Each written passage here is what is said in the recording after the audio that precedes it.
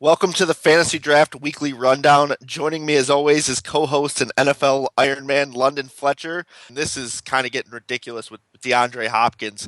He's now on pace for 139 receptions. The record, of course, is Marvin Harrison's 143.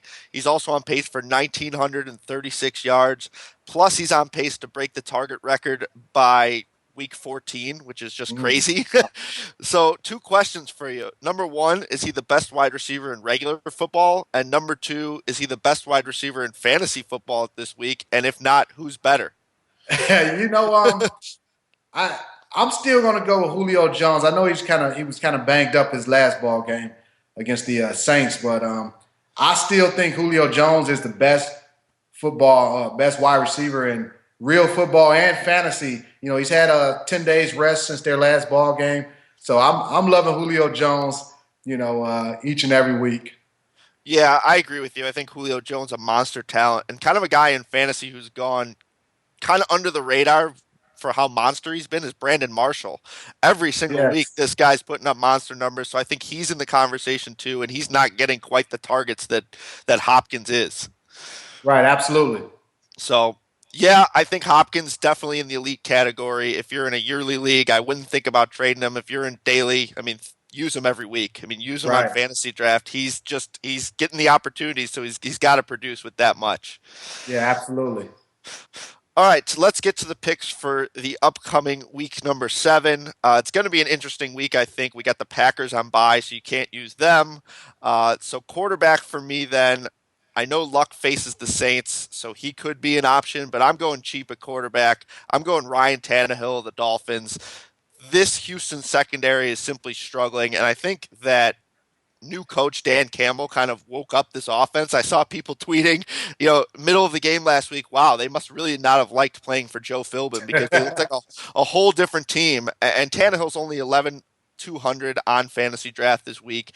He goes up against a top passing defense last week that was allowing sub 200 yards a game, and he throws for 266 and 2 touchdowns. Now he's facing a defense that allowed 331 and 3 touchdowns last week. For that cheap price, I don't think you're going to get any better value at the quarterback position. Who do you like this week? I like Carson Palmer in a bounce back game. He's facing the Baltimore, Ravens, a defense that gives up a ton of points, fantasy points to opposing quarterbacks. I think at least 21 points a game to opposing quarterbacks. So, I like Carson Palmer. It's at home. You think about the wide receiver core that he has: Larry Fitzgerald, John Brown. Just to name a few guys. So I like Carson Palmer in this matchup against the Baltimore Ravens.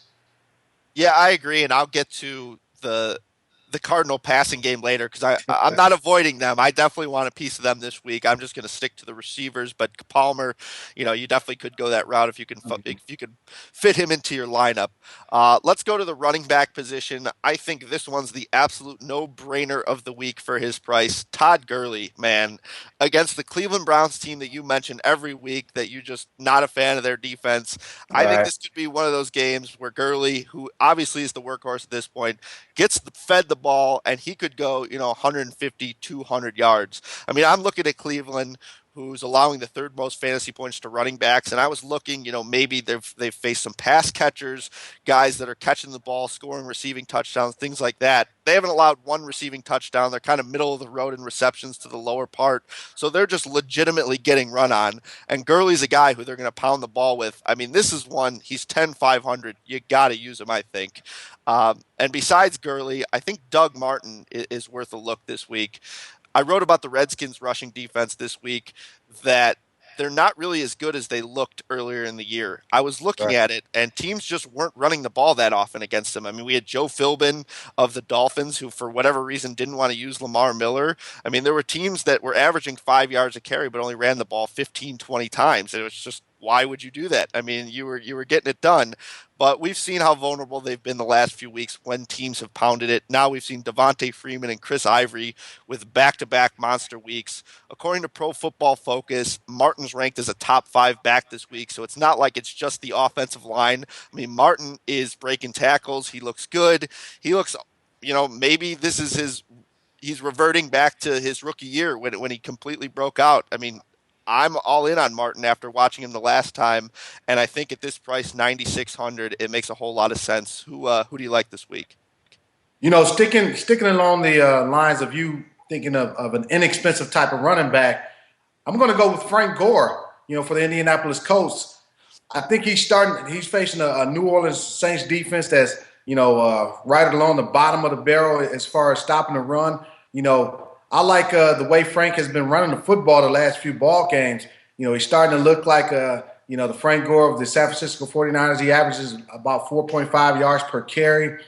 In this matchup against the New Orleans Saints, even though the Saints won that ball game against the Falcons, I still don't think they're a very good defense. They relied on some turnovers in that game. But I would like Frank Gore at that price against the New Orleans Saints. A guy, if you're looking to spend a little bit more money on, maybe go Latavius Murray against the San Diego Chargers. Another poor defense. The San Diego Chargers, they give up about 132 yards per game rushing.